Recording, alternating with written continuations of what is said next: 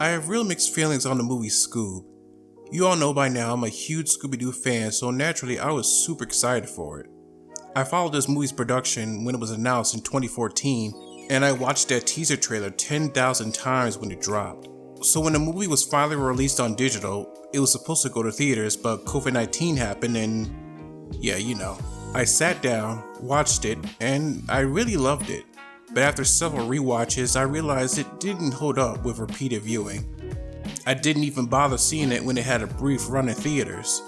The movie is yet another origin story of how Scooby and the gang met, particularly Scooby and Shaggy, solving their first case as kids and becoming professional mystery solvers as young adults. The gang wants to start Mystery Incorporated as a business and needs an investor. The gang's potential investor, Simon Cowell, doesn't take Scooby and Shaggy seriously, which bums them out. The movie then becomes a huge HANNA-BARBERA crossover as Scooby and Shaggy team up with Dynamite, Dee Sykes, and the Blue Falcon's son to stop Dick Dastardly from releasing Cerberus from the underworld in pursuit of a treasure. So the way this movie came to be is interesting to say the least. I feel it was also made for a disingenuous reason. So this was supposed to be the start of a shared cinematic universe with Hanna-Barbera characters at a time when everyone was trying to launch their own cinematic universes a la Marvel to mixed results. Director Tony Savoni even described it as Hanna-Barbera's Avengers when they were first starting out. And Hanna-Barbera does make sense. The studio has a whole catalog of characters that have crossed over from time to time, in shows such as Yogi's Gang, Laugh Olympics, even movies like The Jetsons Meet the Flintstones. But for a Scooby-Doo movie, I think people just wanted that old-fashioned Scooby mystery. No crossover gimmicks or superheroes. I'll admit I like some of the ideas they were toying with, like the scrapped opening when the gang are ghost hunters trying to get sponsored for the YouTube channel. That's a great idea and a good modern update. And Scooby ruins their broadcast by being scared and bubbling as they're being chased by the Funky Phantom. You could have had this be the scene where Scooby and Shaggy leave the group because they feel useless. It works better than the final film where they get insulted by Simon Cowell of all people.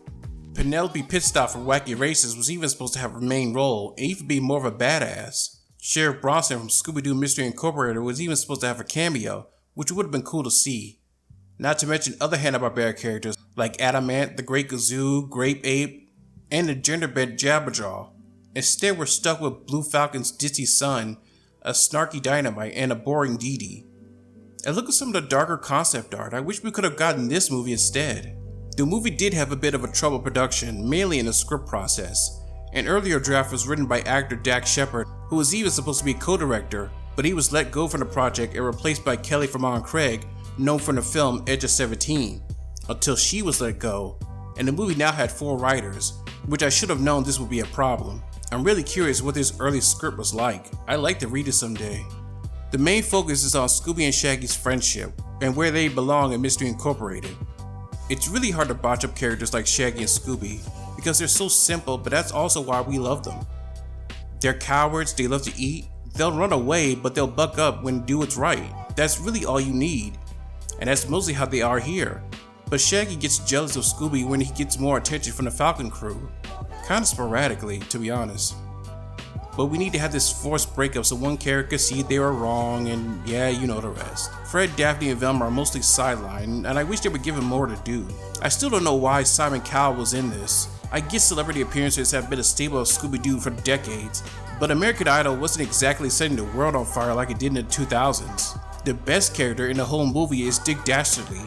As I said before, Dick Dastardly is one of my favorite funny villains, and Jason Isaac is definitely having a lot of fun. I even like seeing him reunite with Muttley. When Scoob is actually true to the franchise, it works.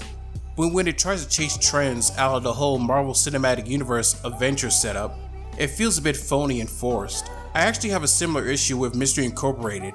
I like the show, but I don't love it. Some of the darker elements, even if some of it can be a bit over the top, and the character stuff with Fred is really well done, but there's only so much whiny teen relationship drama I could stomach. I'm not trying to be a dick here. I know a lot of hard work went into this. It was directed by Tony Savoni, who actually worked on several Scooby movies and co-created Mystery Incorporated. He knows these characters and wanted to preserve the franchise's long legacy. He even went as far as to get the original recording for the space coup from Don Messick's surviving family members to put in the beginning of the movie, That's dedication, which makes me wish this movie would have been better to justify that. Of course, the cast is voiced by big name celebrities, and it's 100% pointless. Granted, it's not as egregious as Drake and Nicki Minaj playing mammoths in Ice Age 5, or Taylor Swift playing the girl whose name you're not going to be bothered to learn in Lorax, or even Rihanna as Smurfette in the recent Smurfs movie. But we all know what this is. They're here to sell the movie, and I don't know why. Does Warner Bros. Not have faith in Scooby-Doo, a franchise that has entertained kids and families since the 70s, to do that on its own?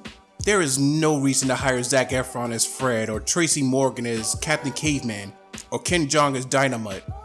But the biggest controversy was the casting of Will Forte as Shaggy, and I haven't heard one criticism of this movie that doesn't involve pointing out how they did Matthew Lillard dirty. And it is kinda messed up, Warner didn't even tell him he was being recast. He's been voicing Shaggy since 2010, he literally lives and breathes this character. If they were gonna replace the voice actors for the rest of the gang, keeping Lillard as Shaggy should have been essential. And I like Will Forte, but I'm sorry, every time I hear his Shaggy, I just think of Abe from Clone High, and it's super distracting.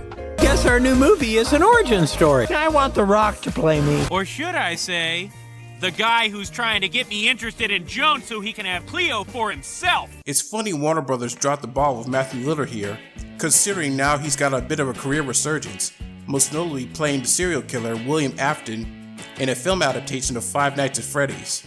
I'm so happy Frank Welker got to reprise his role as Scooby. I realize his vocal performance really brings home why this character is so beloved all these years, and he knows his character more than anyone. Every sound from Welker as Scooby, whether it's a scream, a giggle, or just a confused grunt, has so much charm to his delivery, even the emotional moments. And that's Scooby-Doo to me, he kills it every time. Even in bad Scooby projects, I never once hear Frank phoning it in.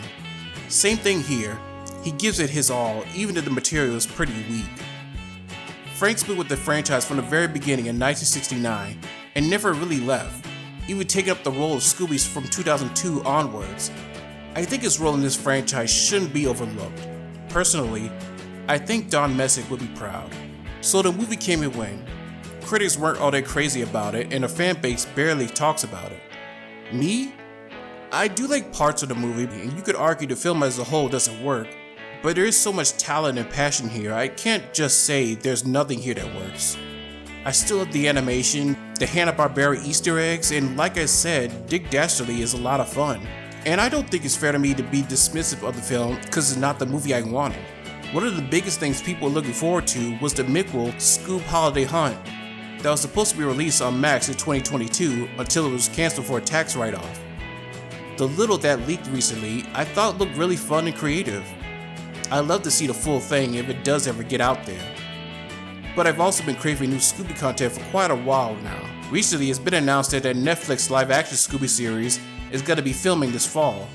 Part of me feels that it's just Netflix's way of doing Stranger Things again, since the kid cast are grown-ass adults now. Meanwhile, I haven't heard a thing about the anime or the Gremlins crossover. Scoob was a movie that had a lot of potential. Even if it didn't go anywhere, part of me wonders how this HB cinematic universe plan would have unfolded if this team was given another chance. I guess we'll never know.